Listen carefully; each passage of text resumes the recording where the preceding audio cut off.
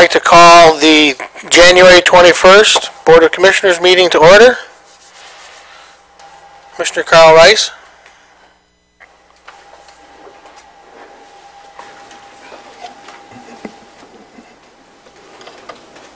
Thank you. Gracious God, thank you for your unconditional love for us. Lord, thank you for teaching us not to judge others. As a county commission, we work for and serve the interests of the people of Jackson County. And Lord, as we face the challenges moving forward, help guide us and care for the needs of all people, which includes those who serve to protect us. In Jesus' glorious name I pray. Amen. At this time, would Maddie Brown, Alicia Brown, Jessica Brown, and Courtney Brown please lead, and Carson Brown please lead us in the Pledge of Allegiance. Janie's not coming up.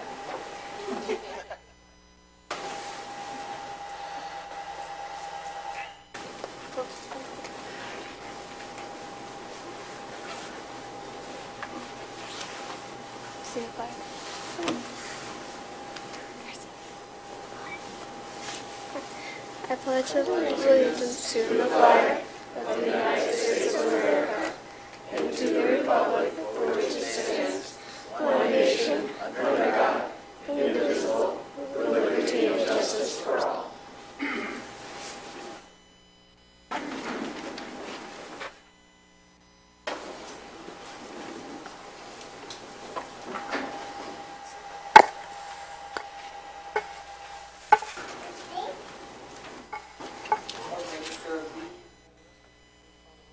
Yes, Mr. Chair.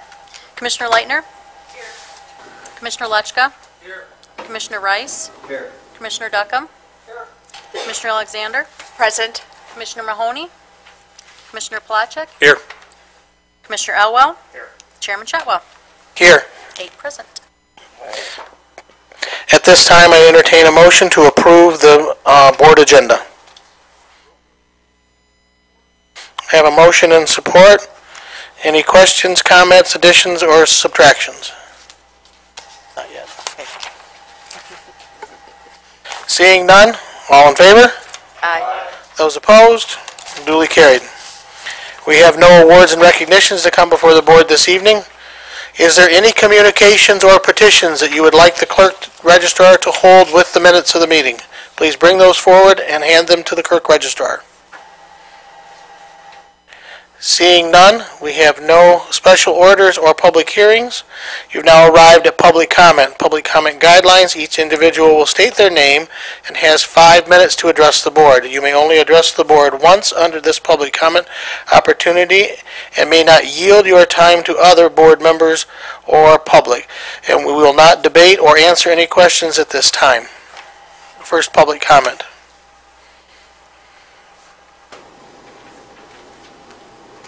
Good evening. Douglas North. I'll be brief. Everything I'm saying is substantiated in this legislation. How does Congress implement monetary reform? It circulates $3 trillion of United States money into the economy to create the greatest economic boom since our Industrial Revolution by rebuilding our nation's infrastructure without increased taxation, fees, or Federal Reserve national debt. A nation that borrows is not sovereign. The lender is. I apologize for reading this presentation. Message, not the messenger. Your resolution is being requested. Thank you. I remember a nation with full employment, growing up trusting government. Then they killed our president, and we got the Beatles to forget. Now we have record high unemployment, record high poverty, record high bankruptcies, record high foreclosures, and record high concentration of wealth. Record high national debt, record high dollar devaluation, and we know what our government is doing at home and overseas can't be good for United States citizenry. Those who actually control our economy have failed, and that's not all right with me. I'm retired. I was never asked to serve my country. Because this legislation represents legitimate change, I'm optimistic. So standing before you now is the least I can do. Congress does not control our nation's money, but everyone agrees those who control the money control the game. Therefore, Congress does not control the game.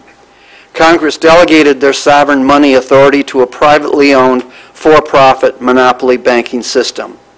This legislation abolishes the absolute power from the few, their descendants, who were slick enough to legally obtain the United States money monopoly. In accordance to Article 1, Section 8 of the United States Constitution, only Congress, with checks and balances, shall control our nation's money. Originally introduced in 2011, funding for H.R. Bill 2990, the NEAT Act, Monetary Reform, is simple. It utilizes tax revenue for American infrastructure, education, health, Social Security, national defense, universal health care funding, monetary grants to states, interest-free lending to local government bodies, rather than paying trillions in debt interest to a bank monopoly. Best way to control government? Get control of its money. This bill didn't have a chance when it was introduced because it abolishes power from the few who control our government. Those who control the money control the game. Why is taxpayer revenue being siphoned to pay profits to a private money monopoly? They're not federal, and they have no reserves. The NEAT Act decentralizes America's greatest threat while generating the greatest economic boom since our Industrial Revolution. Support for this legislation must come from outside Washington. Please read this bill. Please send your resolution supporting this bill to every Michigan legislator in D.C. April 14th, 2014. Thank you.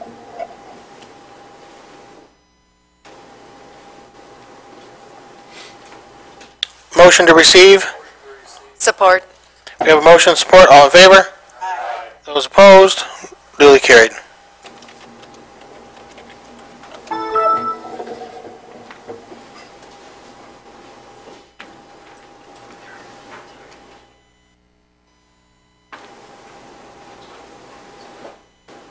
Matt Rubert, Jackson Department of Transportation.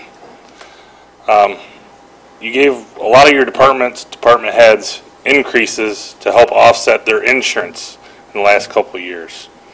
My insurance went up $300 a month. We've received nothing. Wondering when our department might see something to help offset this. So if you guys could look at that, talk about it, any help would be greatly appreciated. Thank you.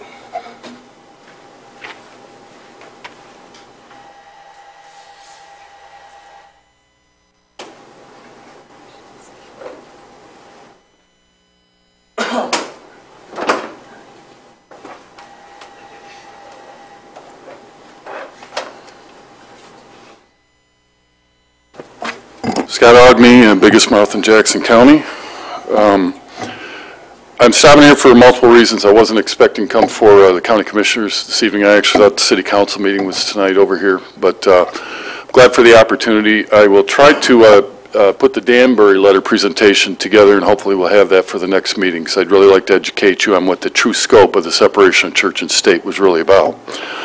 I'd like to just talk about three things real briefly. I've been asked by several individuals to run for Congress again, not as a third-party candidate, but as a Republican to oppose Tim Walberg in a Republican primary.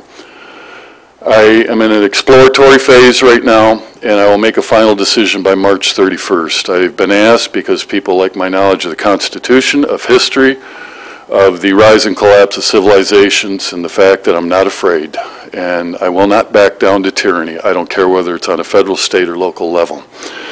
And I have spoken at the Branch County Republican Party meeting last week, and I've spoken at a few municipal meetings, and I will keep you posted as far as my status as a potential candidate. I would like to talk to you briefly about what is going on in downtown Jackson in terms of economic development. This is the mentality, and John, you've got some history working on that city council for the city of Jackson. The Michigan Municipal League and Michigan State University and all their elite Vladimir Leninists have come down and said it's a great economic opportunity to take the alley down the street here and paint murals on the walls and repave the sidewalk there, and they think that's going to draw people in. If you guys heard the story last week, Vermeulen Furniture is leaving the city of Jackson.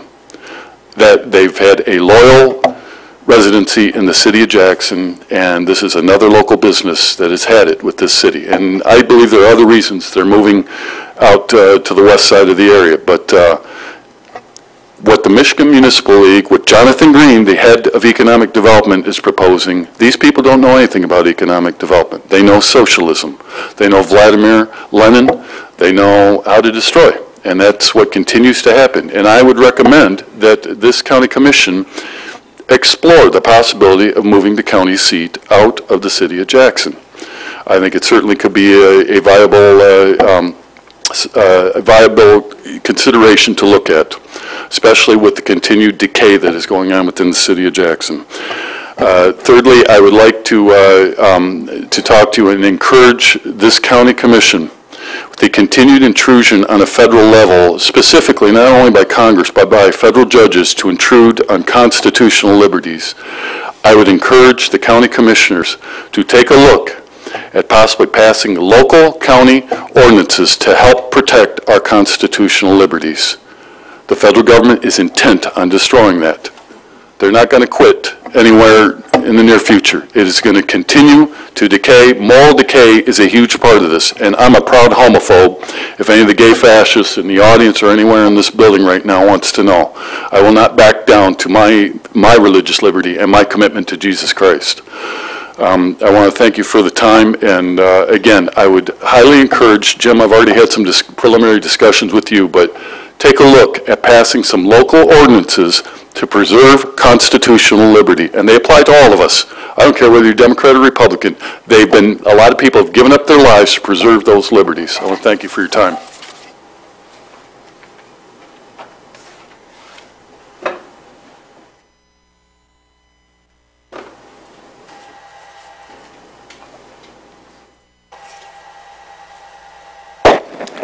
Peter Bormuth.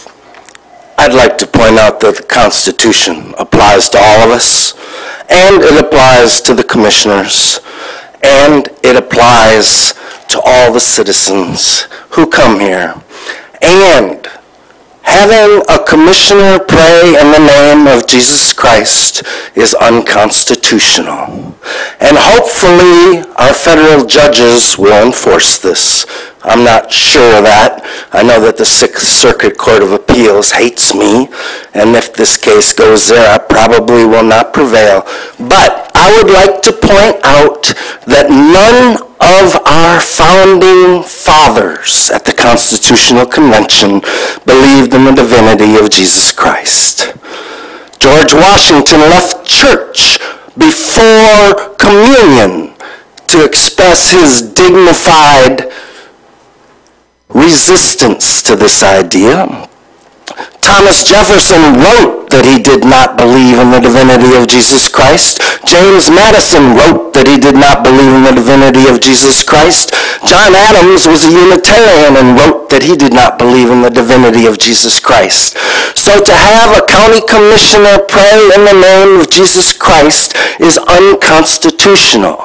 And to have that followed with children coming up to basically program these young, impressionable minds to believe that the government of the United States is associated with the religion of Jesus Christ is a crime.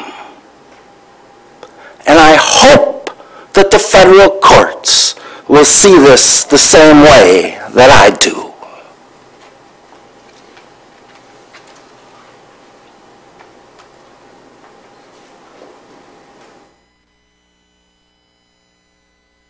Any other public comment?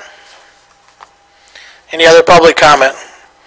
Public comment for first time is closed. We have no special meetings or standing committees. I need to approve the minutes of the December 17th, 2013 meeting. We have a motion and support. Any corrections, deletions? Seeing or hearing none. All in favor? Those opposed? Duly carried. We've now arrived at the consent agenda. I have a motion and support. Any items to be, Commissioner Alexander? Thank you, Mr. Chair. I would request that under Personnel and Finance 11D, the policy number 7090 be removed from the consent agenda. We will be moving that to position 15, and it will become item A under Standing Committees, Personnel and Finance. Vice Chairman Duckham, do you understand? Yes, sir. Thank you, sir. Any other items for removal for further discussion? Seeing none, Madam Clerk Registrar, could you post the vote? Okay, that's fine. Madam Clerk, could you call the roll? Yes, Mr. Chair. Commissioner Leitner? Yes. Commissioner Lechka? Yes. Commissioner Rice? Yes. Commissioner Duckham? Yes. Commissioner Alexander? Yes. Commissioner Placzek? Yay. Commissioner Elwell? Yes. Chairman Shotwell? Yes. Unanimous. Thank you.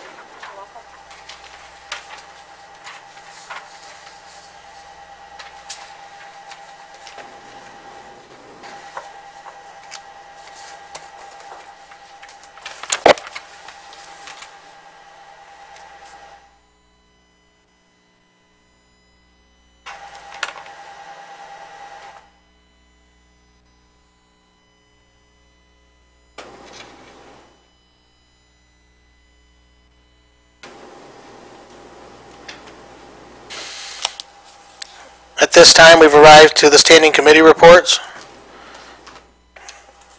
Standing Committee Affairs and Agencies, chaired by Commissioner David Elwell. Commissioner Elwell. Thank you, Mr. Chairman. We have only board appointments. The first opening is for the Region 2 Planning Commission. The only applicant in the committee recommendation is Lori Stack. Do I have support? Support. Any nominations from the floor? Seeing nor hearing none, all in favor? Aye. Those opposed? Duly carried. Thank you, Mr. Chairman. The second position is for the Traffic Safety Commission. There are still no applicants and therefore no recommendations. That will remain open. The third is the Emergency Management Advisory Committee. The applicant and recommendation is Anthony Rajuezo. We have a support. Any nominations from the floor? Seeing none, all in favor? Aye. Opposed? Carried. That's all I have to report, Mr. Chair. Thank you. We've now arrived at Standing Committee Human Services, chaired by Commissioner Alexander. Human Services Committee has no information matters to bring before the board. Thank you. Standing Committee Personnel and Finance, chaired by Vice Chairman Phil Duckham. Commissioner Duckham. We have one item of business tonight, Mr. Chair. That'd be 15, item A, timely reporting of accidents. Is that in the form of a motion? Yes, sir. Do I have support? Support. We have motion and support. Any comments? Commissioner Alexander. Thank you for giving me the opportunity to speak on this. It is my understanding that the policies and procedures already established within our county mandate the necessary documentation of incidences mentioned in this new county policy, and I'll be voting no. Any other commissioner comments? Commissioner Elwell. I'll be voting yes for it. I strongly support it. It's a pretty simple policy. I was the one that asked for it, if you remember, and it came about because of the fact of accidents that were occurring, including personal injury accidents where we had no knowledge of it. As a commissioner, I was hearing that from constituents. We recently got the list of accidents over the past year. I was surprised by some of those, had no knowledge of them, and I don't like being surprised as a commissioner by constituents that know about accidents involving county vehicles or equipment before we do. So again, it's a non-intrusive policy. It's one thing, in my opinion, to report an accident to Human Services to fulfill the insurance accident reporting. It's yet another to make the administrator aware of it, who then can make the commissioners aware of it when necessary. Thank you. Any other commissioner comments? Commissioner Duckham? Yes, sir. Thank you, Mr. Chair. I, too, will be supporting the resolution or the county policy change for timely reporting of accidents. I think it just plain lays out the procedure. It's clear, cut, dry, and everybody should be able to follow that without any question. Thank you. Any other commissioner comments? What's that? Was there support? Yes, there was. It was supported by Elwell and Duckham down here. Or not Duckham, but Rice. Any other commissioner comments first round? Did you want to speak? Yes, please. Commissioner Alexander. Thank you. And with understanding that this policy does create an additional layer of information, I do want to acknowledge that department heads, supervisors, as well as HR department is notified, and that information is available to our administrator's office. Commissioner Leitner. I'm really not in support of this policy. And I understand that the department heads already have to report this, and I think that that layer is sufficient. I think with social media and news and people with their cell phones snapping pictures, we find out about things secondhand all the time. And I think as long as at some point it's reported, to the proper people, then that should be fine and sufficient. Commissioner Elwell. Well, if we can go, I guess we can talk about it in a little more detail if need be, but if we go back to almost a year ago, or just about a year ago, was one of the accidents that I heard about from the public, talked to the administrator's office and the chair and vice chair, and not only was it news to them, it was almost not believable that that particular accident had happened. It shouldn't be that way. The administrator can speak for himself. I simply asked him to confirm that that happened and get what details he could, and the details were not very forthcoming. My recollection is that the administrator had a follow-up conversation with that elected official, which we haven't talked about yet. We've said supervisors and department heads, but had a follow-up conversation, as I recall, and there was an agreement that all accidents would be known to the administrator by them. That hadn't happened. At the time I asked for this policy, just days before that, I heard of another wrecked vehicle that was totaled that I heard about from the public again. So it was clear that we weren't, administrator's office wasn't being notified, therefore we weren't. This policy is so simple, I don't have it in front of me, but it's a couple of paragraphs, very easy to comply with, and it's going to help me as one commissioner report to my constituents that ask me about these accidents, so that I have the information that we simply need. Thank you. Commissioner Rice. Thank you, Mr. Chairman. I myself can just remove this policy, for example, and just put it to the side.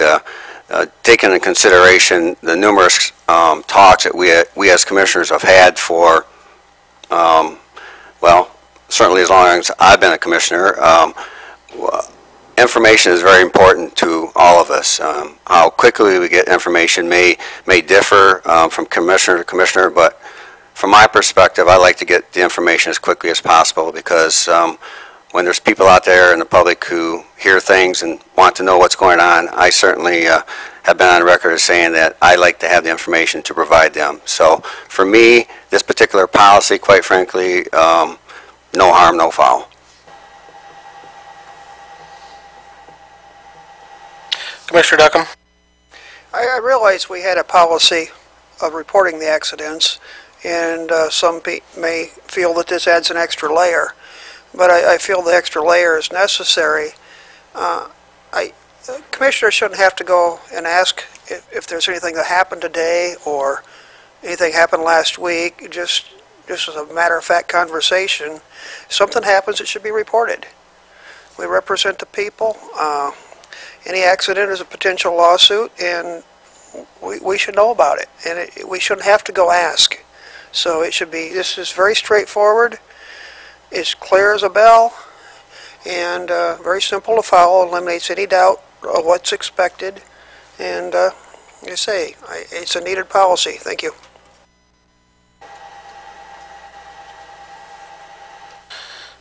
Any other commissioners who haven't spoken? Let's vote. Should be on your screen.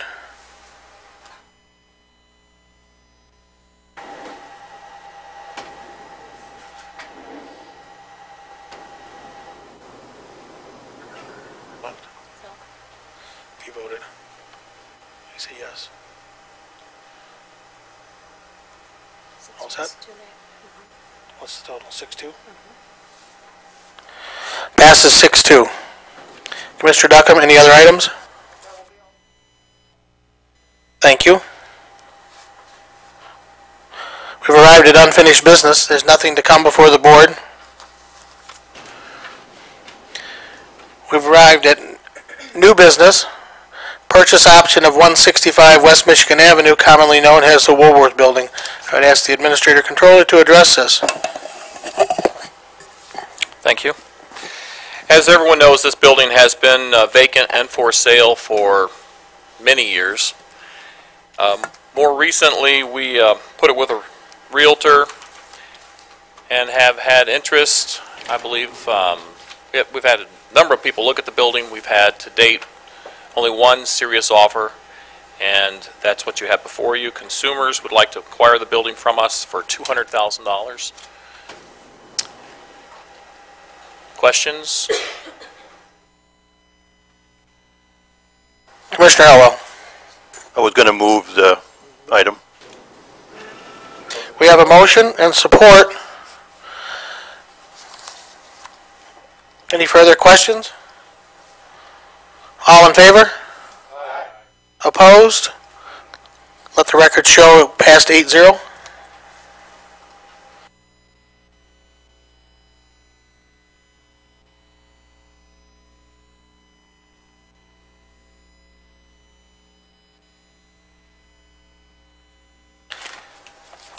In my anxiousness to depart with this property, we were supposed to have taken a roll call vote. It is my fault.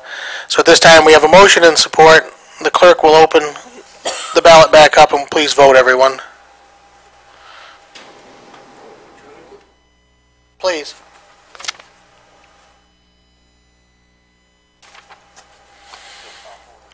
The vote did not change. It was concurred as 8-0. Thank you, Madam Clerk. I believe we've now arrived at the board retreat session 1, strategic plan progress. Deputy Administrator Brown.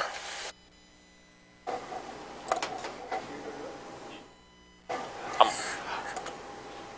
going to start us off. There's a number of people to speak tonight. This is, of course, nothing new for the board. We've done this for some time. I think I can click from here. Yes. And although I don't know if I can read from here. Obviously, it's the board retreat process. As you can see, this is the strategic plan, the initial offering, if you will. We have two more dates in place. February 7th, which is study session, and then, of course, the 18th will be where we target recommendations. Retreat outcomes, obviously, this is where we want to try. Oh, I'm sorry, speak to the mic. This is where we want to set our priorities. We want to be doing the things that the elected representatives of the county believe are important to the people in our county. It's that simple.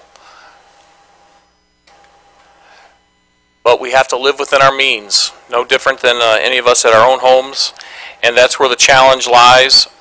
Invariably, there's always more. It seems there's always more need than there is funds available to do that. Therefore, the setting of the priorities. This here is, again, not a stranger to anyone. Back, it was just, 6 months ago that we finalized and adopted through the 2020 process in conjunction with the county our strategic plan for the next, really it's for like 6 years, till 2020. And I don't think it needs to be said, but I'll say it for the record. Obviously, number 1, economic development. Number 2, safe communities, and I am definitely going to need my own notes to read that.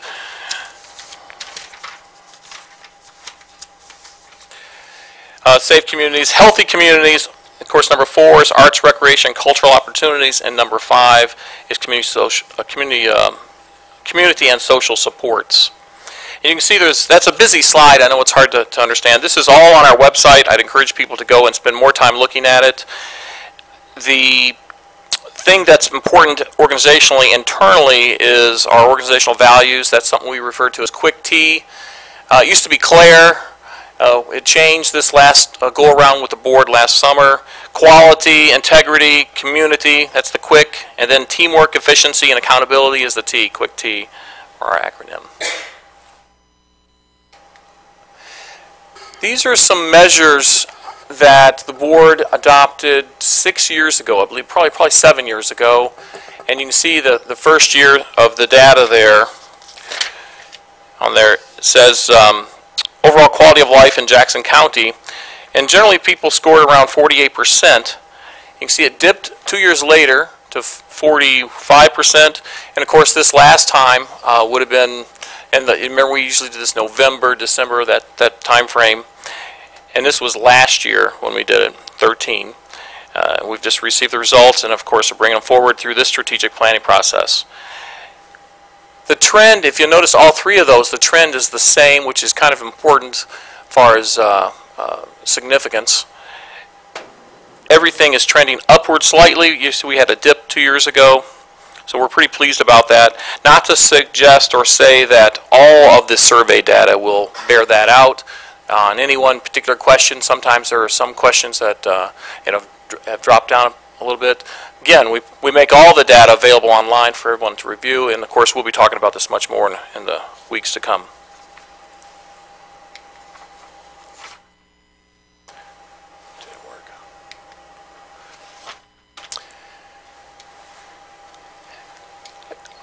This here, as you can see, it steps up every year. We're pretty pleased about this. Remain in Jackson County for the next 5 years. Over the last 6 years, that data, again, has consistently improved. Recommend living in Jackson County, again, consistently improved. And I would suggest, although we haven't run the analysis yet, that the correlation is strong and that there is a significant difference in the change as well. Again, more information. This is just a precursor. We have a lot of people to speak tonight, and moving on to that. I think first up, first of all, this is the team that puts together the materials. There's many more people than this, but this is the folks who will be speaking tonight. And Adam, did we switch the lineup? It's not Ken first, it's Kent. Who is it? Irene's coming up first. Education, or? I don't think you need the clicker. You probably have it right there. Can I click it here? Which button do I use to click? Left button. Okay.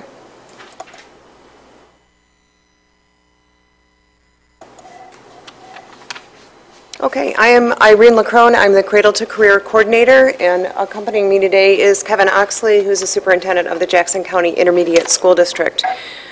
Since this committee was last updated on education, we've formed the Cradle to Career Network, and it's a broad-based community network of schools, businesses, organizations, and service agencies working together to build the connection between education and employment for all students. We're also supporting a strong educational community. The important thing here is to keep in mind it's a birth to career intervention, not just K-12 to improve our education outcomes.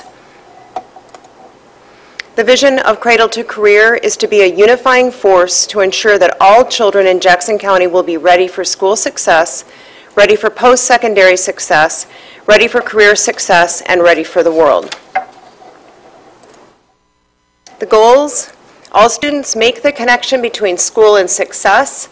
All students receive the support they need within and beyond school to succeed academically. All students become career ready academically, financially, logistically, and socially. All students complete a post-high school education. All students aspire to lifelong learning. Coordination between business and education to develop a well-prepared workforce and to build a culture of education through community collaboration. Cradle to Career is made up of action teams. We have approximately 200 individuals on the action team email list, and we have about 100 active members. And these teams are developing strategies focused on parent and guardian engagement, community engagement, curriculum development, and student success, access to technology and resources. And the action teams include community members from education, business, nonprofits, social services, civil organizations, philanthropic groups, all working together in these 6 key areas: early childhood education, which is the Great Start Collaborative, elementary, middle school, high school, post-secondary, and community engagement. And before we even look at some of the education data, I just wanted to remind everybody of some of the challenges that our schools are facing. We've had a steady climb in our free and reduced lunch eligibility. So we're seeing an increasingly hungry population of children coming to school. This is one of the few slides where we have new data already.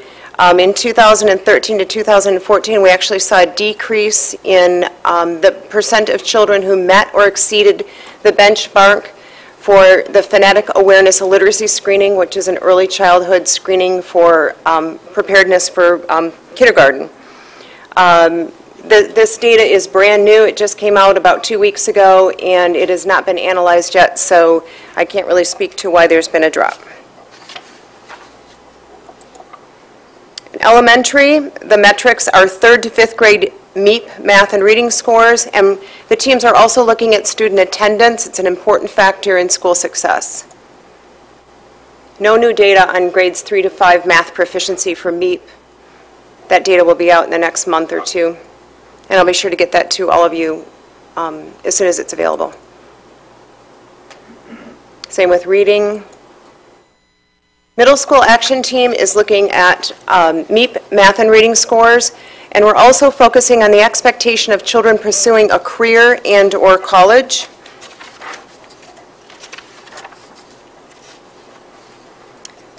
That career and college goal is really important because we're stressing that all students make the connection between school and employment. And the U.S. Department of Education recommends that students begin planning for college as early as 6th grade or preparing for post-secondary employment. Again, MEP scores are not available yet for this current school year. Yes? We should point out that dip in scores between 10 and 11 and 11 and 12 has to do with a cut score change. You're probably aware of that, but it wasn't that all of a sudden, you know, a lot of kids weren't testing well. It's that they changed how they scored the state test. Thanks, Kevin. The high school action team is looking at graduation rates, ACT proficiency, FAFSA completion, and college applications. The two key metrics that team is following right now is graduation rates and ACT scores.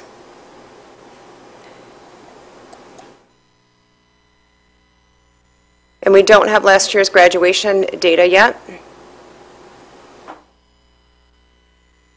But Jackson County is quite a bit higher than the state average in 2012 to 2013. The ACT composite scores are going to be released any day now for 2013 to 2014. So the most recent data we can share today is the last school year. Same with mathematics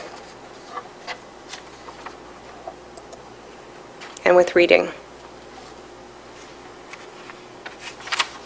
We've seen some nice increases in reading, though, in the last couple of years.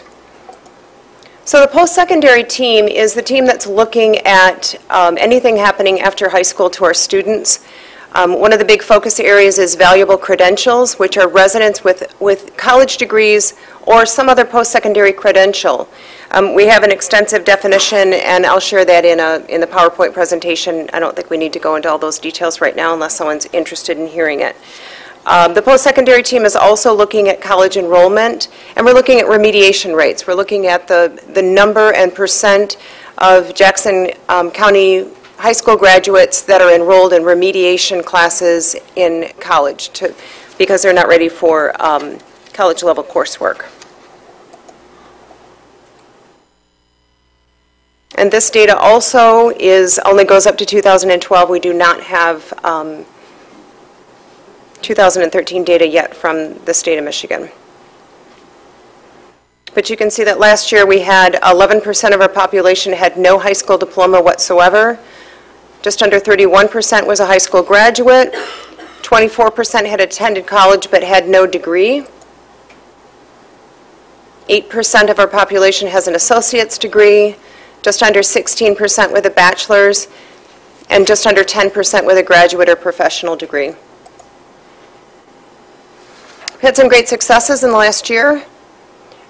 We've got a parent involvement project for early childhood parents going on in Vandercook Lake schools.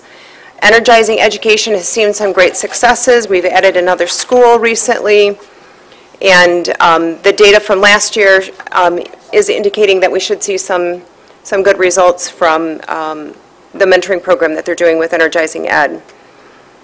We're looking at Kids to College, which is another way of linking children with careers early on that will start in middle school.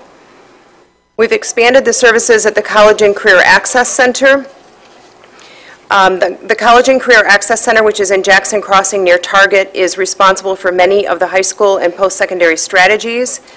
We now have 3 advisors hired to ensure graduating Jackson County High School students have a clear plan of what they need to do to obtain productive careers. Not just college, but the focus here is on career planning and college applications, financial aid, scholarships, and the navigation of the pathways to attain productive careers.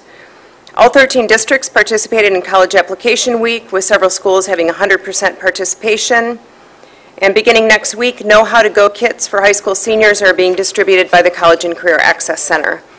One of the really neat things that's happened is the improvement in communication between school districts, between schools, and some really exciting collaborations are just getting started with local businesses and industry leaders.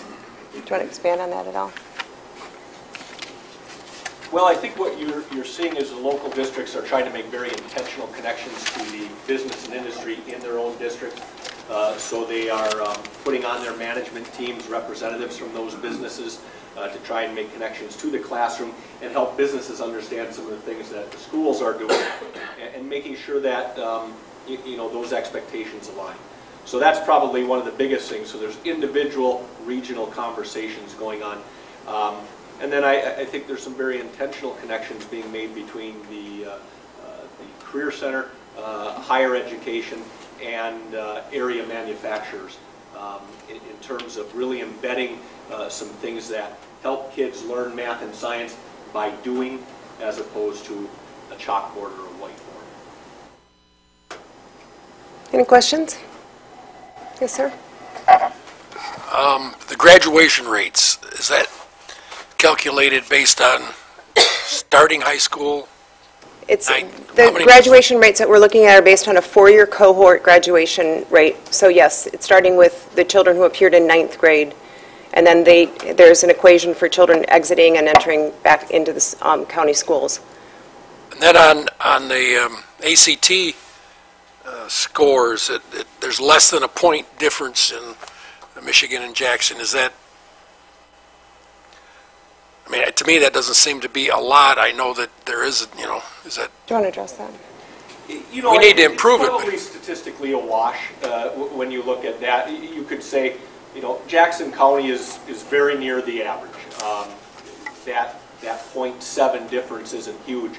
But as a composite score, you know, we'd like to shoot to get that into the 20s.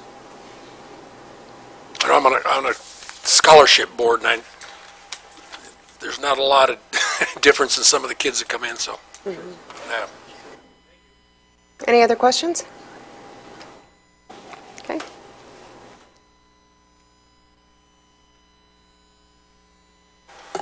Next up, we have Kent Maurer with the Economic and Workforce Development presentation.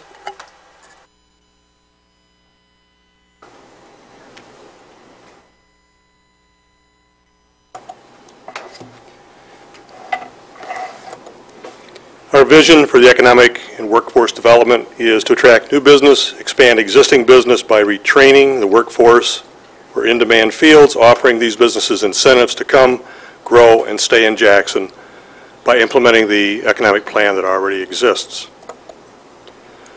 Overall goal is to review, update, prioritize, and support the Jackson County Economic Development Strategic Plan recommendations, and these sub-goals are related to that. The metric will be that we will have selected an Economic Development Coordinating Council by April 30th of this year.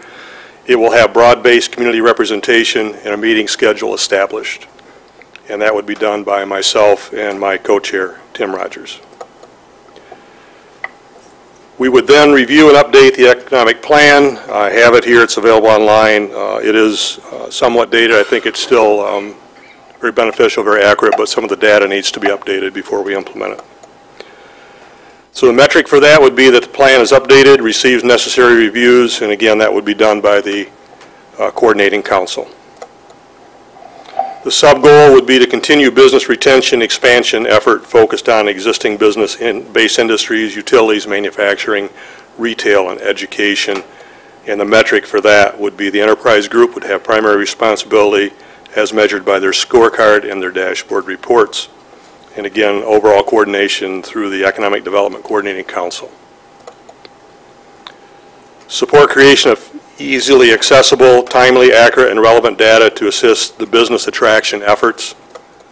And again, the metric would be the enterprise group again, scorecard, dashboard, and coordination with the Economic Development Coordinating Council.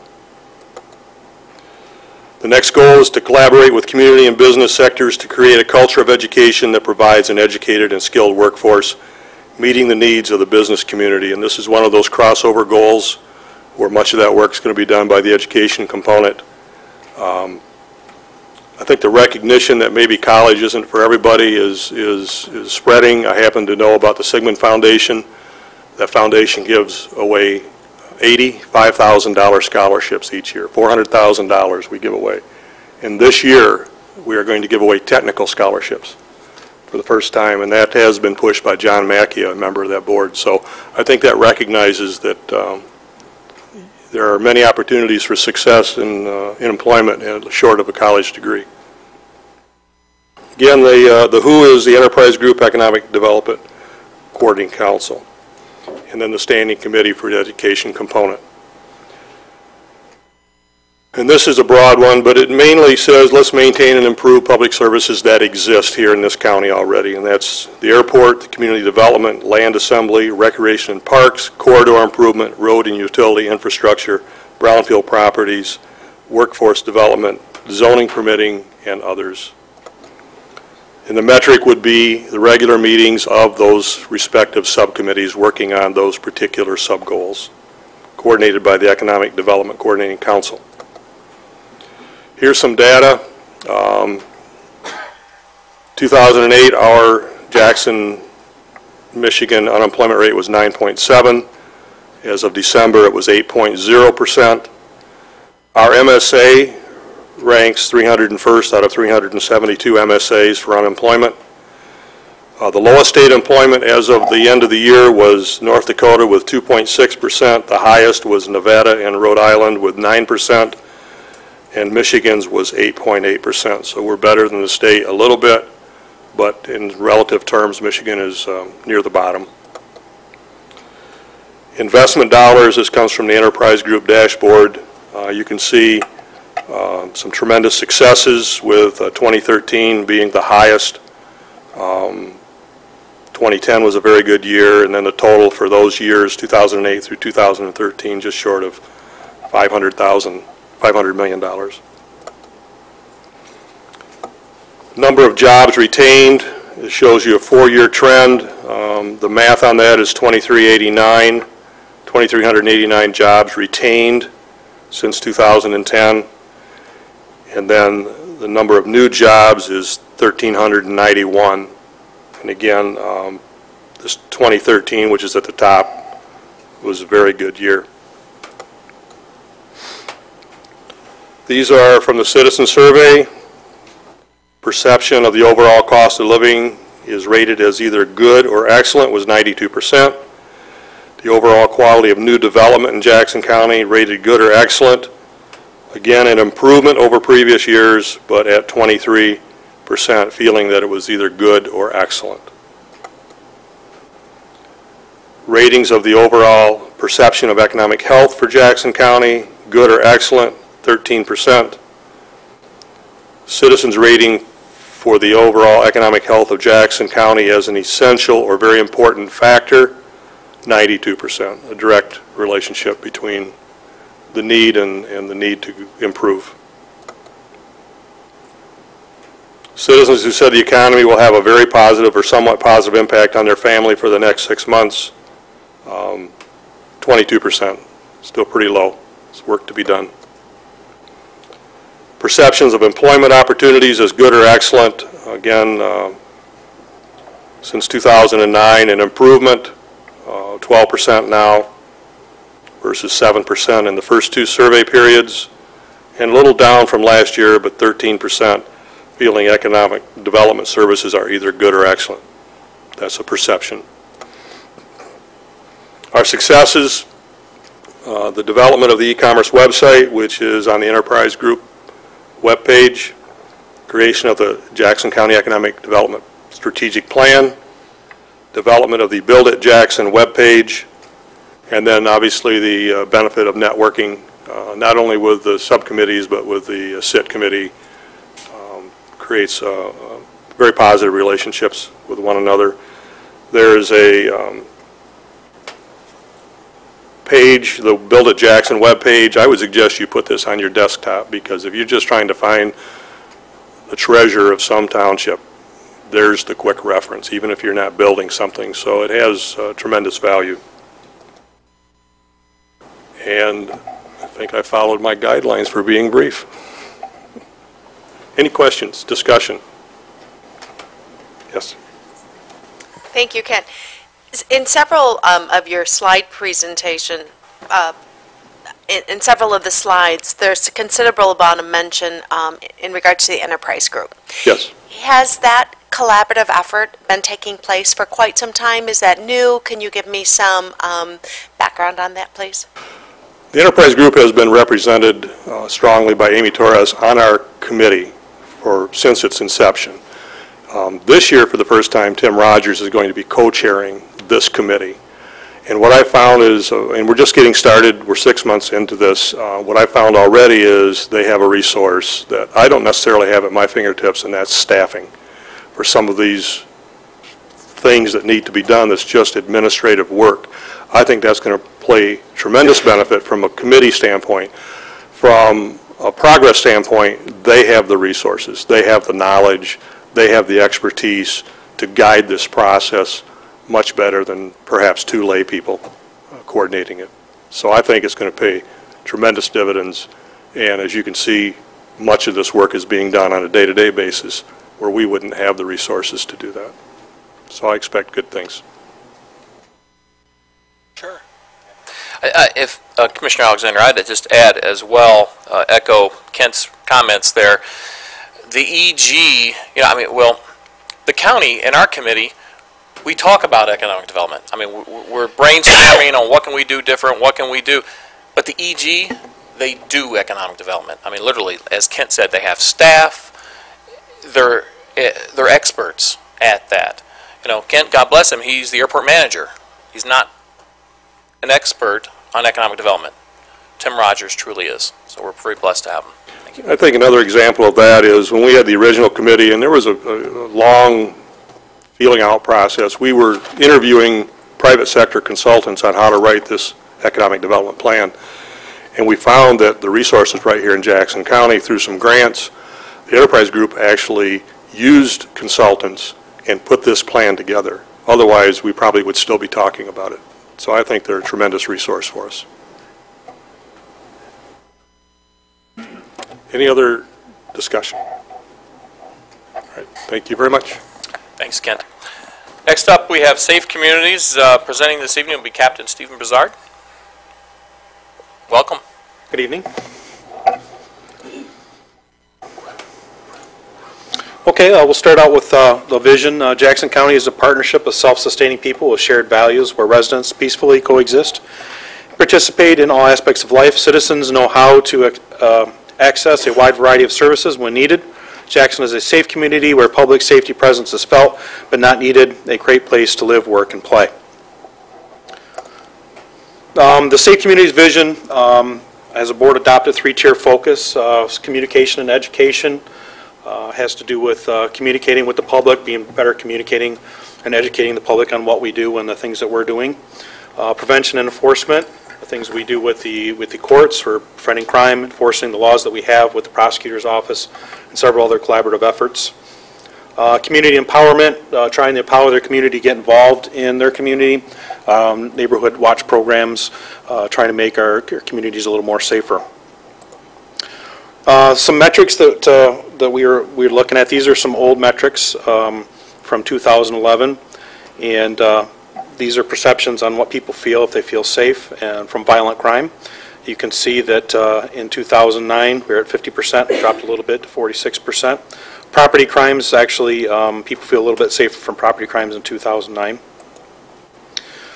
Here's the newest data that we had just received, and which it stayed somewhat the same since 2009, but we went up a little bit from last year, which is pretty good, where citizens feel that they're safe in their neighborhood during the day. And safe at night, we increased a little bit, so we've gone, pretty much remained the same, but we've gone up just a little bit of a tick. Overall feeling of safety in Jackson County, most people, as you can see, feel that their safety is good, not excellent. I think we need to do a little work in that area, and that's some of the things that we're going to be working on over the next year. And respondents rating services good or excellent. Sheriff services remain right around 66%, right in there someplace, pretty steady. Crime prevention, most of these are pretty close to each other, except for emergency preparedness has dropped a little bit. Some of the successes that we've had over the last year and upcoming, e-ticketing. The e-ticketing project is still moving forward. Hopefully in the next month or so that will be up and running with all the law enforcement agencies in Jackson County. And e-ticketing is a good way for us to reduce staff time in filing, transporting tickets, and also with the courts, collaborating with the courts so that they have less time sorting and filing tickets and entering data. So it's going to save a whole lot of time in both places. The city and county is going to be on one radio system. That's nearly completed. The city radio system is up and running. Their channel is up and running on our system, and that will be able to allow us to enhance communication between us and the other law enforcement agency within the county and the city, which we haven't been able to do without having a totally separate radio or a scanner in the cars. So we're pretty excited about that. Crime mapping, which is a collaborative effort between the city of Jackson and Jackson County, and this is a place that we can use as a tool to see where crimes are occurring. The city can use as a tool, and the citizens can also go on there and use this as a tool to look and see what's going on in their neighborhoods. Inmate video visitation, something we started in 2013 and we're moving forward in 2014 hopefully. It's going to give a little bit better access for people to come and see their loved ones. Some people who don't like to come down to the jail, it's not a nice place to visit, they'd rather do it from their house, are able to do that. People who are indigent, who can't get out and see their loved ones who are in jail, they're able to do that from home. It's a little bit safer for us to move inmates. We don't have to move inmates around like we have to do now. And it frees up jail staff where we have dedicated people that have to move these people around all day long and supervise the visitation area, which we won't have to do anymore. Some of the other successes, our updated cell phone application. We updated that last year. Went to a little bit different platform. It's available on iPhone and Android platforms. Allows us to communicate much better with the public. Provides inmate information, so if somebody wants to see if their relative's in jail or if somebody's in jail, they can do that. Allows them to provide tips to us. Gives facility locations. We can do push notifications on that system where we can tell people of road closures, weather emergencies, and also publish news articles and things, press releases. Has our agency's contact information and also has victims impact notification information. So if somebody's a victim of a crime, they can actually enter that information into the cell phone app and they'll be notified when that person, that suspect, has been released from jail. Something we're also currently working on, we started in 2013 and we're moving forward, is text to paging for fire departments. This will just add another layer of paging for the fire agencies.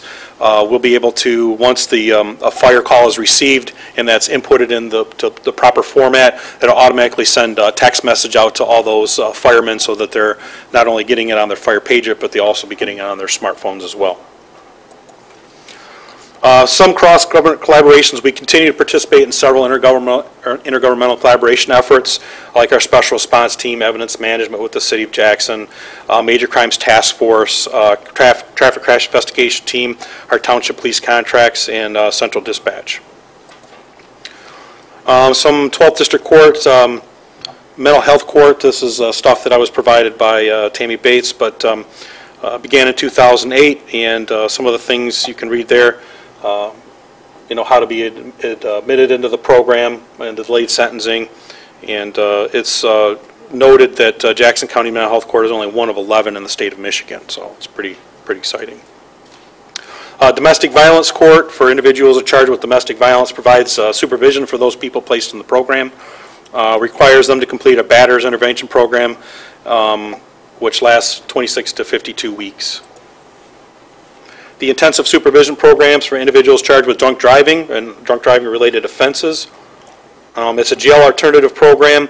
They're placed on house arrest where they're only allowed to leave for their homes for work counseling sessions, AA meetings, and they have a ISP probation officer that actually goes to the house daily and checks their well-being, gives them a preliminary breath test to make sure that they're not drinking while they're on the program.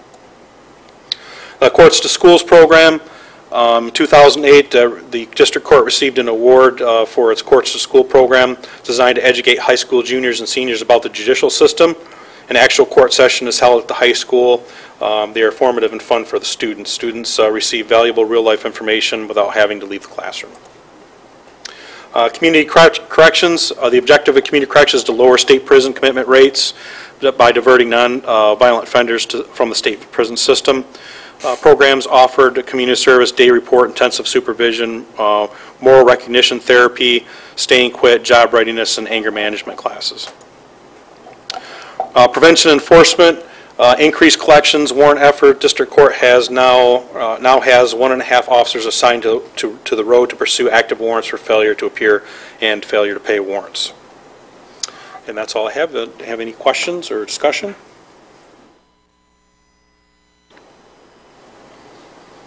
Evening, Captain.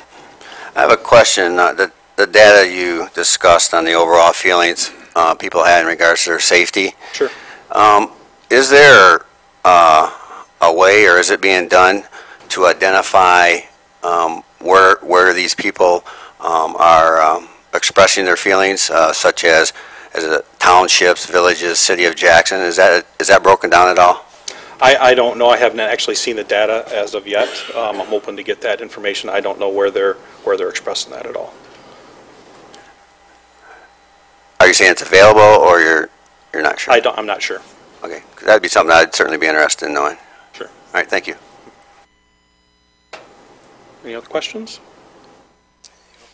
Okay. I can answer that question. That data is from the National Citizen Survey. We could, at a little bit more expense, drill down and get sampling by magisterial districts. It's just another cost, but if the information is valuable enough, then we always add that in future years. But this sampling doesn't have that breakdown because they'd have to increase the sample size to accommodate. But it's one option in the future to consider. All right, thank you. Thank you. Next up, we have Healthy Community Strategic. Shelley? Good evening. I just want to say that I'm presenting on behalf of our Health Improvement Coordinating Council, and I wanted to mention that Dr. Amy Schultz, who is my co-chair of the committee and the Director of Prevention and Community Health for Allegiance Health and a Medical Director for the Health Department, is with me here tonight. Okay, am I just going to be able to click to move to the next slides here? Aha.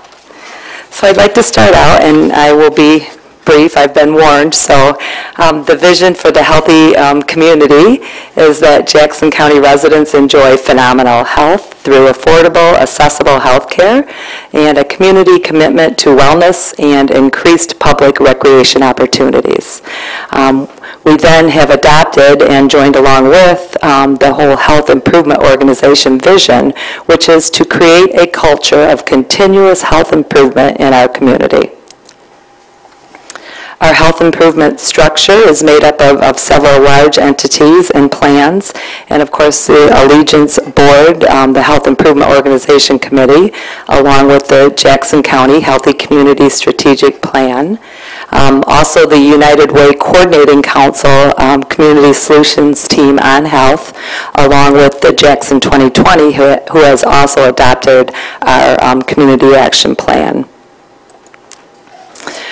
Our Community Action Plan is huge. It's made up of roughly 27 objectives and 41 strategies. So we basically broke this down by a topical presentation, if you will, and a topical action plan.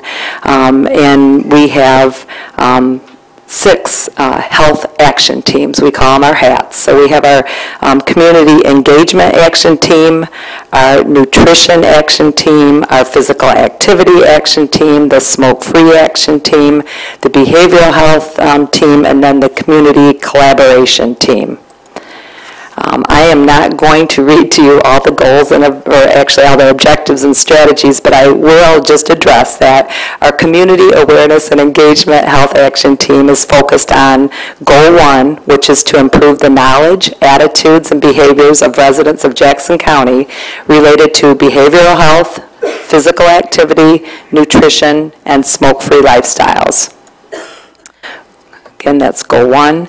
Then Goal 2, which is to reduce the obesity rate amongst Jackson County residents to be at or lower than the national average, is tackled by 2 health action teams. One is the Nutrition Health Action Team and the Physical Activity Health Action Team. And you can see then all the different objectives that are laid out there. Next, Goal 3 is reducing the smoking rate and secondhand smoke exposure in Jackson County, and that's tackled by our Smoke-Free Health Action Team. And then the Behavioral Health Action Team, whose goal is to, number 4, is to improve the behavioral health and emotional wellness of Jackson County residents. And again, several objectives, lots more strategies. And then finally, our Community Collaborative Health Action Team, and that 5th goal is to enhance collaborative action planning, resource alignment, and linkages amongst clinical and social systems to achieve collective population health impact. Okay, that slide is not going to do justice. Whoops, maybe if I keep clicking. I'm going to lay it all out here.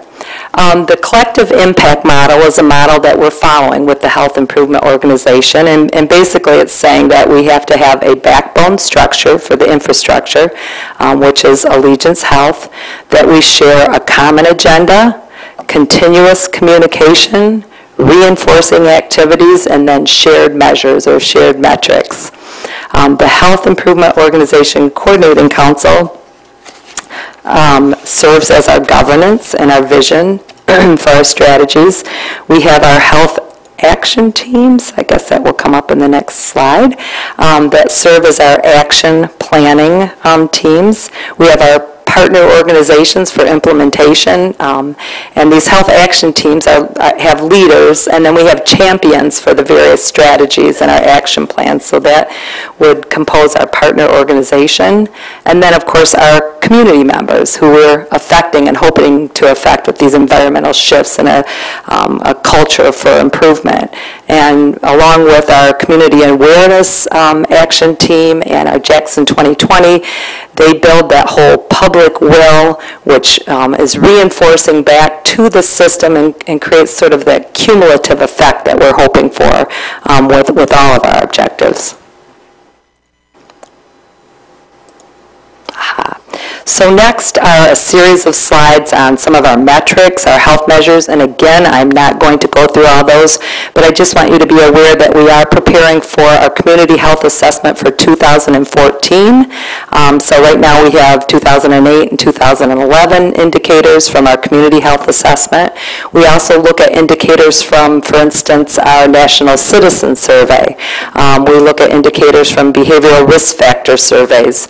We look at vital statistics indicators. So as you can see in some comparison of some of these metrics, and again, I'm going to slide through these, not much change has been made with the percentage of overweight and obese adults. We went from 70% to 69%, but small steps.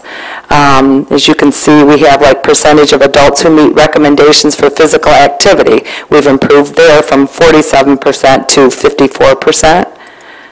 A few more indicators. Let me highlight. For instance, percent of adults who are current smokers. So we show a decline from 27% to 22% on that particular slide.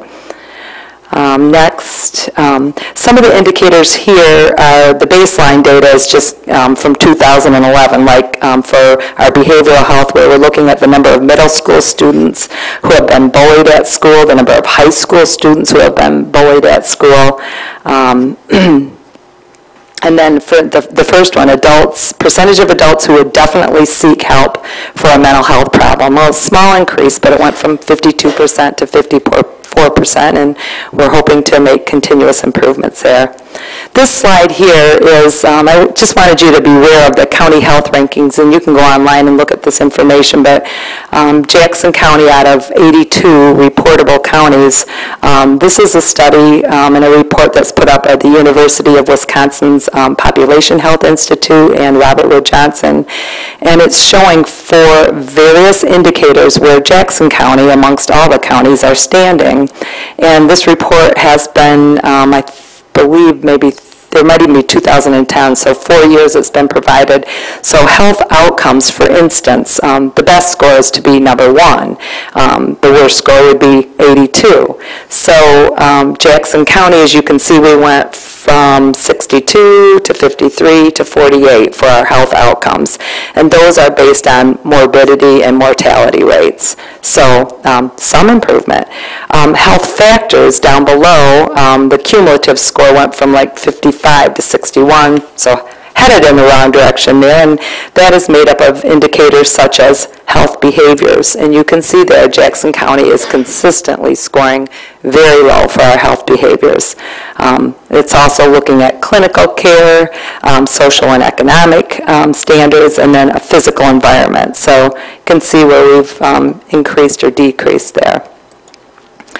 Shirley? Okay. Yes? What is, when you say physical environment, what are you using? Because we're dropping their physical environment. Places to exercise? Or? Exactly. That's piece of that, as well as it can be our air quality, water quality, some of those standards built into that environment as well. But yeah, access to physical activity is certainly one of those. If you go online on that report, it really breaks down a lot of that information too. It's a really excellent report. And there have been some methodology changes in the actual study since 2010 and 2011 for that specific physical environment indicator. So they actually switched what the measures were under there. So the data is not quite comparable across that category the way it is for others. Right, so necessarily not apples to apples. Thank you, Amy. And then some of the successes. For instance, the one I want to focus on is the collective impact model, which is guiding our process. And it showed you that slide where we are have aligned goals, dedicated staff, shared measurements, collaboration at all levels to create that maximum impact. We also have adopted what we are referring to as strategy crosswalks, and that's, for instance, we may be noticing from our behavioral health action team that the nutrition health action team have some aligned pieces that they could share resources to achieve objectives, so that we want to be using our resources wisely. So if we can come together to achieve an objective, then we want to make sure that we are doing that crosswalk and that we're communicating on those pieces as well. Another new piece is that we've adopted a new agenda for all of our hats, and that it's more of a forward-thinking, kind of a purpose-driven agenda, so that we're not getting together and kind of rehashing what it is that we did the last time we got together. We're actually purposeful, and we're looking at emerging issues that may have arisen since our last meeting, things with the strategy crosswalks that we want to talk about, a communication tool so that we know that we are talking about these things, and we're saying, okay, this is where the crosswalk is. We need to attend to this purposeful piece here, putting a deadline on it, and how we are going to tackle those pieces collectively. A couple other successes that I wanted to talk about was we have had with the fresh fruits and vegetable purchases at the Log Cabin convenience store an increase of 12%, and then the Greenwood convenience store a 16% increase, and this is data that we've derived from our WIC fresh fruits and vegetable purchase report. Motivational interviewings have been complete. This was paid for by Allegiance Health, where trainings for our WIC staff and all Allegiance Health providers to help to build competency to address nutrition and weight issues specifically. But it's teaching providers a way to, if I could, help patients to own what their issues are, to counsel them so that they're working on things that the patient would like to work on versus here's a laundry list of things that you need to do. And that's a real simplistic view, but it's an excellent tool for providers. That we've provided pantry shelving for our food pantries. That schools by October of 2014, and we already have, some schools have adopted the new USDA and Michigan revised nutrition standards, which include for fresh fruits and vegetables, whole grains, and low-fat dairy products. And this is for in-school nutrition programs, but also our strategies are working towards adopting nutrition standards for those things outside of the school day. So preschool programs, after-school programs, concession stands, sports programs, vending machines, fundraisers, in-classroom parties, things of that nature. We also can note that 14 of our 15 public schools now have a Level 4 comprehensive 24/7 tobacco-free policies, as well as 2 of our parochial schools have the Level 3 tobacco-free policies. And the difference is that the Level 3 says that it is 24/7, but it's only for those things that occur on the school property, whereas Level 4 says if it's a school-sponsored event outside and off of the school property, they will still abide by the smoke-free standards. We've completed an online apartment housing survey to determine smoking status of local housing units, and we've identified 13 apartment complexes that are 100% smoke-free, and also that we have one apartment complex that has separately ventilated smoking units. 100% tobacco vendor education. That means that's over 150 vendors that have been educated by phone calls and information packets regarding our tobacco-free laws and the Youth Tobacco Act.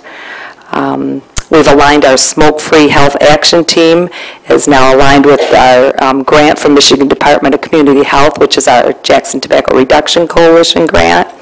And then also that our Jackson 2020 Health Strand has a shared alignment of goals with our health improvement organization, Healthy Community.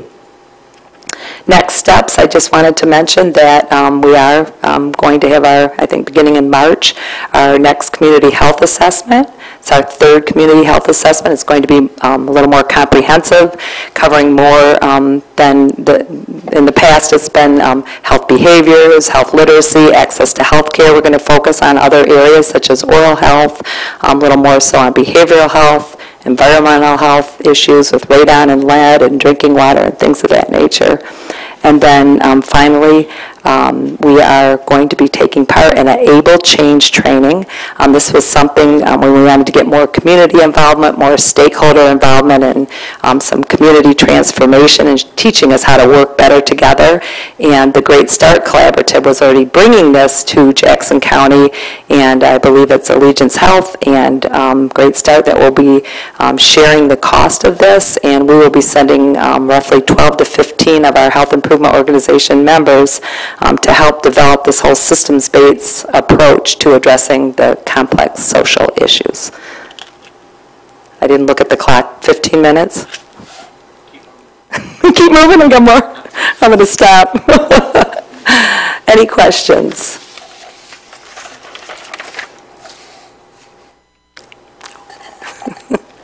Thank you, Shelley. Thank you, then. Next up, we have Marcy Wandell with Community and Social Supports. Thanks, Marcy. Good evening. Community and Social Supports is a newer component of the strategic plan, and the vision in a nutshell is how can our community service organizations better coordinate together so that people in the community who have needs can better connect with the resources that can maybe meet those needs or try to help them.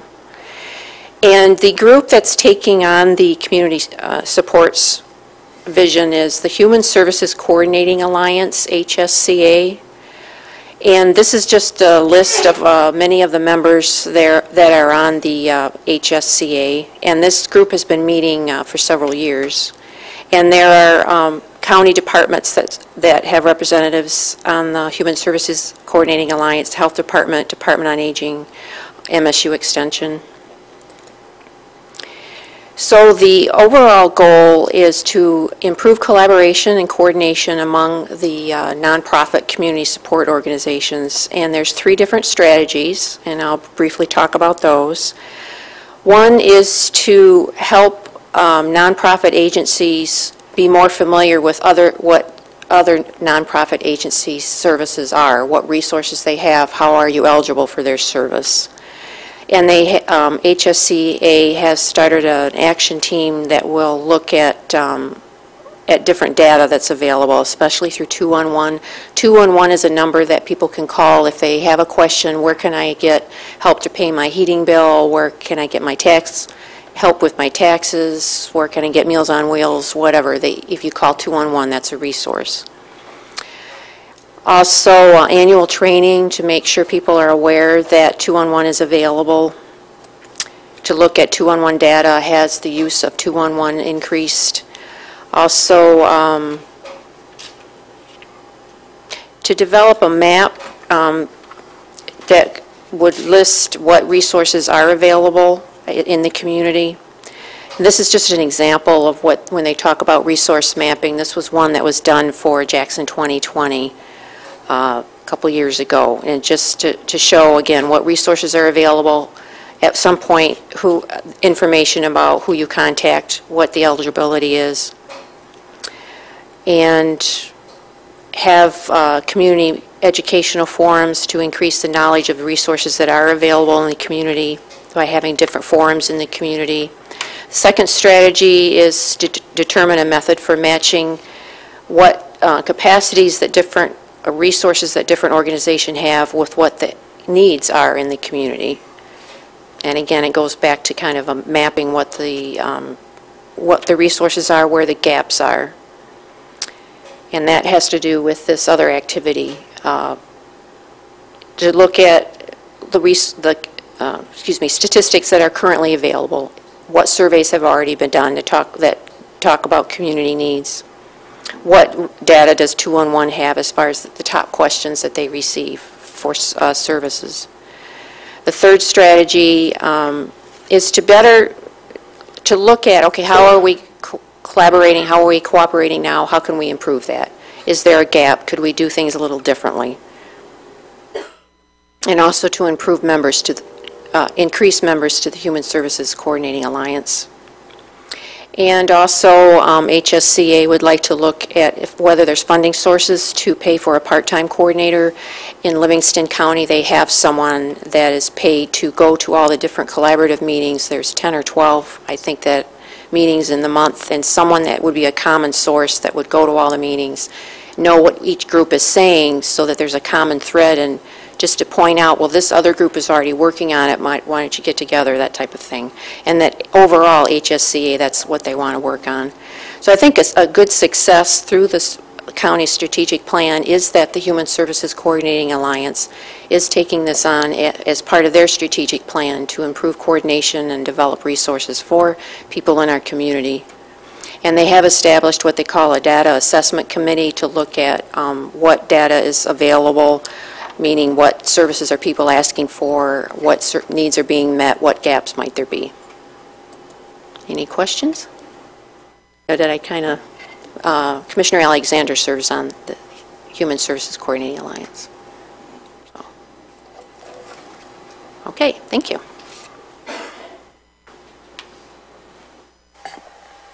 Thank you, Marcy. Next up is Adam, and the time limit does apply to you as well. I have to cover 3, so that would be, what, 45 minutes? I wouldn't hold you that long, because I value my job, so.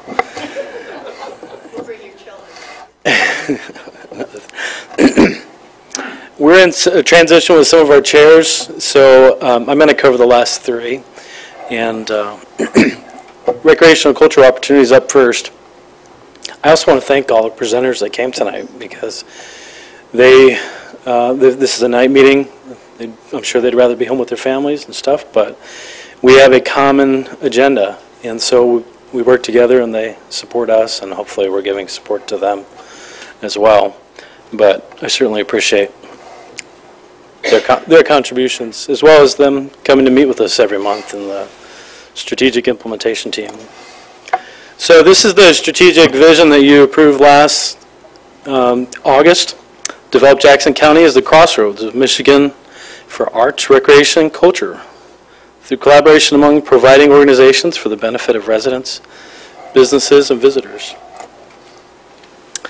This is their goals are pretty succinct. There's more detail under them, but increased awareness, alignment, and access to events, institutions in the Jackson community, arts and artists, parks, recreation, and trails. And then their 4th goal is really through community engagement. They have a separate community engagement goal to facilitate all those 3 things. So what you're seeing tonight, I know this first session always feels kind of like you're drinking out of a fire hydrant, because it's just an enormous amount of data.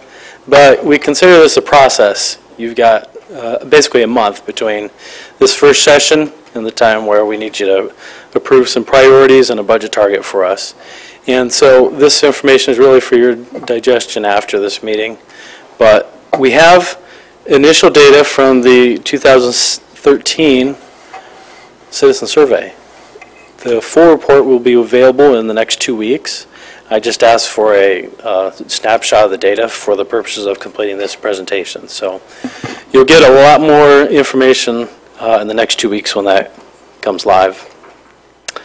This is a really positive one here. Perceptions of the availability of cultural, arts, and music activities.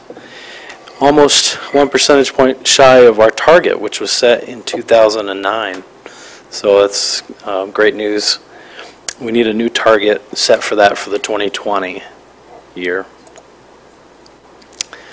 Perceptions of the availability of recreation opportunities is excellent or good. This one really hasn't moved. We lost a couple of percentage points, but statistically insignificant. It's still within the margin of error.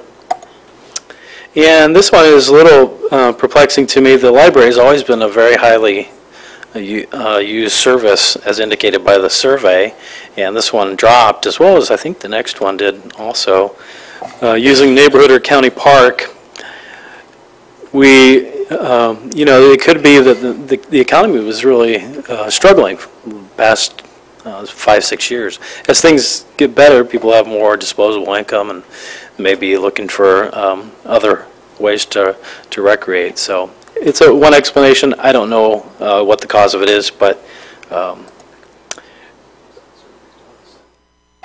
the last one, I think the last one I'll show you here, is I used a recreation center where their services at least once in the last 12 months. This one, again, has always been a very highly used, as indicated by the survey. 75%, 3 out of 4 citizens say they've used a facility of ours for recreation. And just to highlight a few successes in the past year, attendance was up for the Civil War muster and the fair. New off-season events at the fairgrounds. Profitable fair for 3 years in a row. That's exciting. And another exciting project going through right now is the Cascades Ad Hoc Committee. And the one really even more exciting is this broad-based community arts, recreation, and cultural opportunities group that's been meeting, started by the Jackson 2020 group. And that's something we've never experienced with this goal, is to have all those people at the same table. And I think that's going to produce a great yield of results. So that's the recreation and cultural opportunities. Sorry, that one's brief, but it's we're in transition on the leadership for that one. So, any questions on recreation and culture before I move on? Ellen, can I add a comment? Yeah. I'm not sure we're interviewing the right citizens, because I know the library had a record-breaking year this year for so kind of interesting that the survey would be that different. I love your experience and we had a great year. Okay. The year, this survey is a statistically refereed, administered survey, so, but it does have a margin of error too. So, and I know my kids read a lot of books, check out a lot of books. Could have been all my kids. They're very excited about the new library opening close to our house too. Cooperation between governments. This one was one that Connie Fry led up until she left or retired. And so we're going to be looking for new leadership for that strategy. The goal is we are providing the citizens of Jackson County efficient and effective services by working cooperatively and collaboratively with other units of government stakeholders. And we have a lot of successes to talk about here at the end of them. This has kind of been the MO of the Jackson County Board of Commissioners, working with other units of government. Like something we can be very proud of. The goals for the 2020 plan: improve communication, promote community, explore consolidation and collaboration, state-of-the-art technology and technology sharing, leadership development. Those first 4 are stuff we've really already have a good track record in. Sharing technology, collaboration. The leadership development is something that came out of that strategy, that would be a new enterprise for us. Improve availability of recreation programs and arts and cultural opportunities. Identify stakeholder buy-in and capitalize on technology to allow integration. And I did add the full strategic plan to board docs so that you can reference if you want to drill down into those action steps any further. But some of the metrics, new outcomes for the 2013 year, not a lot of movement. Citizens rating overall the quality of services provided by Jackson County is good or excellent. Roughly the same over the last 3 years. And I think that's why communication is one of the strategies, because we've done all these very powerful things in the community with collaboration with other units of government. But if we don't communicate our successes very well, then that message doesn't get out. So communication is a strategy. Citizens rating the value of services for the taxes paid as good or excellent. This is very exciting results, from 25% to 33% from 2009 to 2013. So a good value question. This one's cooperation between Jackson County government and other units of government. I think this is one of those areas we've got to do a better job of communicating, because if you look from 9, 11, and 13, we are going in the wrong direction on this one. You can see that fair category is peaking out in 13. So that, again, that may result into the communication strategy. And we also know there's lots of other opportunities out there for that too.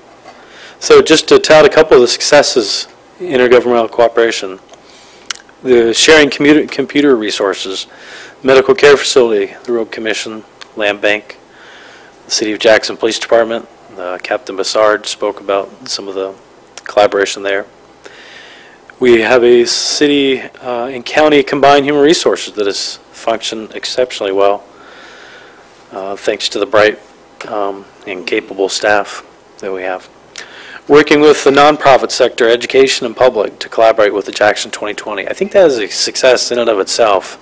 When you consider all the organizations that have come together, we could have gone our own road, which we were planning on doing in 2012, and tried to get our own groups together and our own other governmental units, the business community. And the opportunity presented itself to work with this group of people, entities, organizations, and so we took advantage of that. And I think that brought extra citizens to the table in the planning process, and hopefully that'll mean better results in 2020. Collaboration has been the common thread in each strategic area. I think you saw a lot of that as you heard the other presenters. Sharing the Jackson County Department of Transportation management team with Calhoun County. Right now we're pursuing an agreement with a village to operate one of the Out County Park concession stands, and hopefully you'll see that in a couple months to approve that. And we're pursuing an Adopt a Park program, which we presented to you in December. And I would call it groundbreaking partnership with Allegiance Health to share the county health officer with them. And we've committed as a county organization to be the community dashboard for all of the strategic priorities. And we've said to them, if you want to make changes to those metrics, come to us. I know the HIO has already made changes to their metrics, and we'll update those as we get the new data and the new metrics in. So that's intergovernmental cooperation, some very exciting successes out of that strategy. So any questions about intergovernmental cooperation? With that, I'll move on to the improved work environment, the last group. This is our internal strategy. Everything else really is with our core services, and this is really, we believe that having happy staff means that we have great outcomes. So the focus of the improved work environment is to have an engaged, self-motivated, and collaborative team supported by committed, effective leadership to serve the public. This is a diagram we showed you last year, and we've been filling in these things over the last 5 or 6 years, these elements of a high-performance organization. This one right here, this continuous process improvement, is the most recently. Last time I showed you this, it was in blue because we were just embarking on that.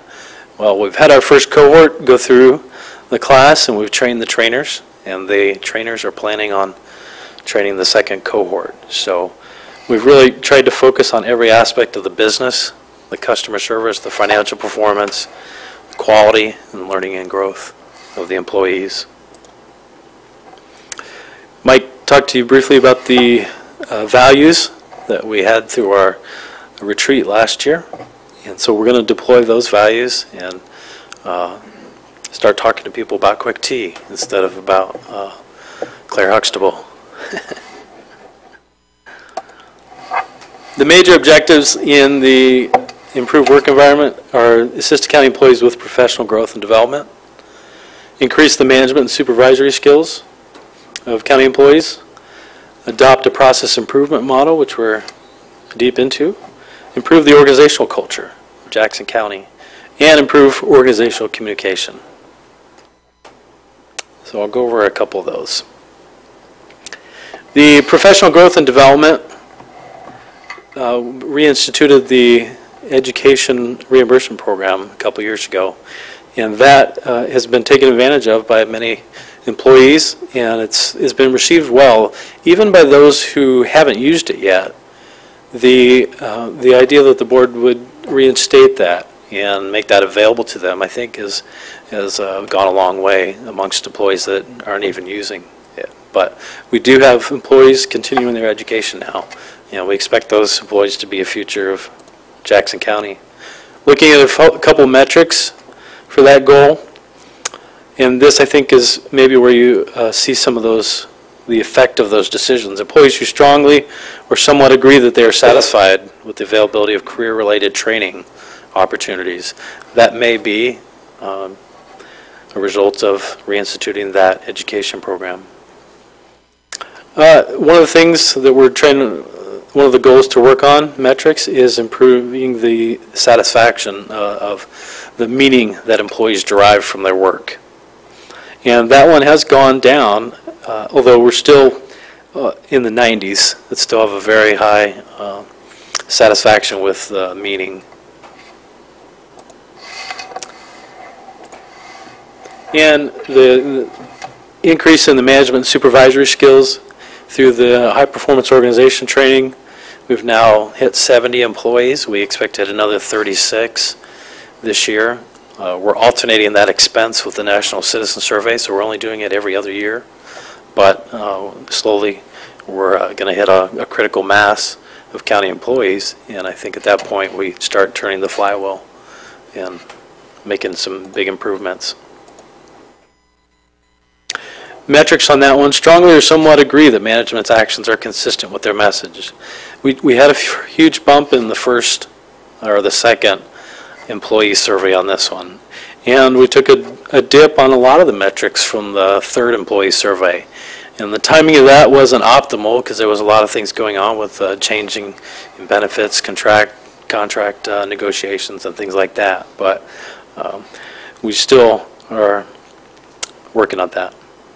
Still above the mark where we started in 2009. This is an interesting one to compare the citizens' perspective with the employees' perspective on the direction the county's going. The citizens rating the overall direction that Jackson County is taking, excellent or good. We saw a nice improvement of 10 percentage points amongst the citizens. On the employees, we saw a dip on that one. So it's always a balance to focus on employees, our focus on the end users, the customers. And I talked to you about the process improvement model. We have a quality council now. They're developing their team charter, but they're the ones that are going to make sure this goes forward in improving the culture, the trainings, recognition, and advising for work groups that want to get together and work on a process to improve it.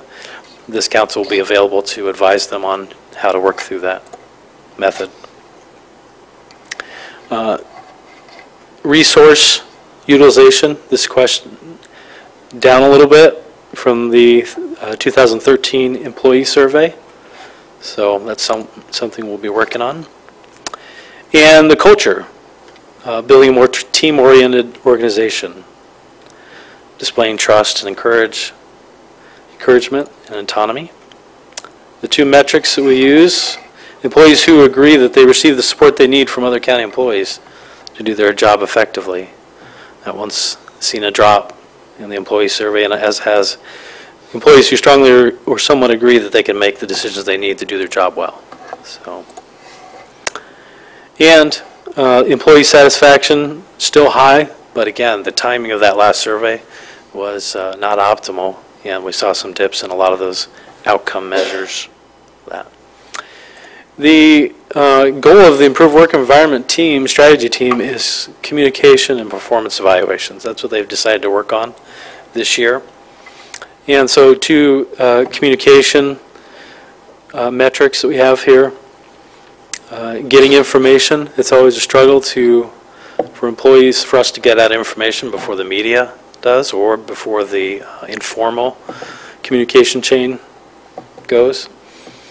And getting the information they need to do their jobs well. So successes, as I said, we're going to focus on communication improved and performance evaluations being more consistent. We've trained 70 employees with an additional 36 coming up in the next couple months. We have a new employee orientation where we can teach our customer service philosophy as employees enter the door rather than trying to retrain them after 5 years or 10 years of being in the organization. And so you've come to that lunch that we have after that presentation. We appreciate that. The employees enjoy, and they feel that, recognize that you care when they see you. They're able to talk to you. They see that you're real people and not just celebrities. So. And the Reinstated Employee Assistance Program. And we've provided even some basic things that have gone over very well, and that's just training and stuff they use every day, like Microsoft Word, Excel, PowerPoint. So that's it on the Improved Work Environment team. Any questions for that one? Adam, I've got about 10 questions, 2 minutes each. Great. Never mind. You can go through them real quick. That'd be fun. Any other commissioners?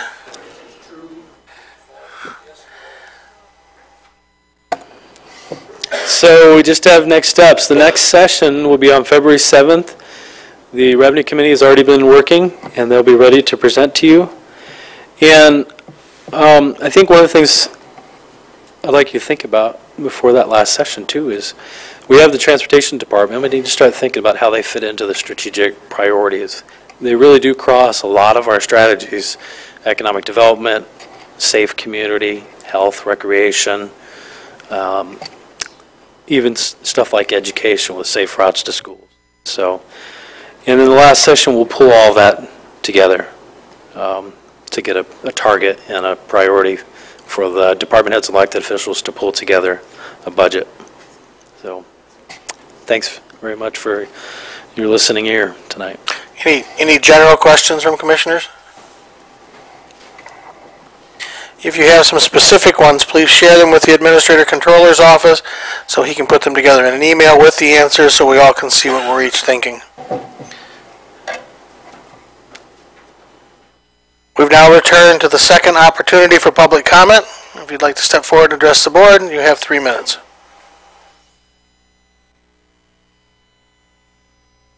Commissioner comments. Oh.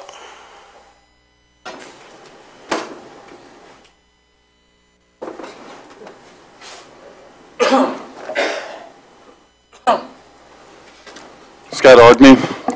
I was going to address gentleman that followed me in the first comment. I was going to address his comments to Carl, and I'll do that the next time through because I'd like to talk a little bit more about the Danbury letter. But Mr. Overton, I don't know if it was you or Adam or collectively who put this presentation together, but as a resident of the county, I'm extremely disappointed by what I have seen. I am disappointed on multiple levels. And the presentations by some of these individuals, the education, the health group individuals that came and presented, I wanted to comment on a few things. The enterprise group, I honestly don't know what they do in terms of economic development. I remember when Scott Fleming was here, I spent a couple times talking with him up there. I seen him take money from Debbie Stabenow that she had secured from the U.S. Treasury to do the Vladimir Lenin project called the Armory Arts Walk. And I tried to apply to get in there as a guitar player, as a musician, and I got denied because I made $50 a month too much to get in there. Well, they called me back a year later because they couldn't get artists to fill all the vacancies and asked if I was still interested. And by that time, I'd lost interest and I didn't want anything to do with any government funding. And what they ended up doing is inviting a lot of people who were not artists at all. And my sources inside who lived in the building told me that basically a lot of those people that were not artists destroyed a lot of the property around door handles and various other things that had been put in there. This was Scott Fleming and various other local Jackson elitists. This was their pet project, the Armory Arts Walk. It's a fantastic source of raising revenues for the county. I wanted to talk about the education and careers. What is going on in the public schools now? Well, the president's made it quite clear he thinks 5-year-olds should be educated on sex ed and how to have a better orgasm. That's the philosophy of the public school system now. The president is endorsing, basically endorsing marijuana use. It's no different than alcohol use. And some of the problems that the woman came and spoke about the education system, it's going to get worse. I've been told by many people in the college system, there are many individuals that are in there that shouldn't be in because they've been passed through the public school system because they don't want their feelings offended. This is what the public school system is doing. It is 30 seconds, sir. The libraries are an absolute, they're a cultural indoctrination center. They are no longer book depositories. They are about culture. That is what their role. And I will talk further another time. I'm just extremely disappointed. Adam, I would like to get a copy of this PowerPoint presentation because I'm using it as an example of how to cave into socialism. This is Socialism 101.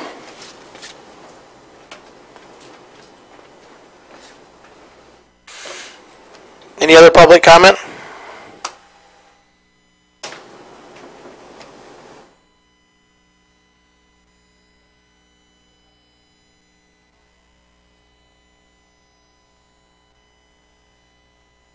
Seeing none, I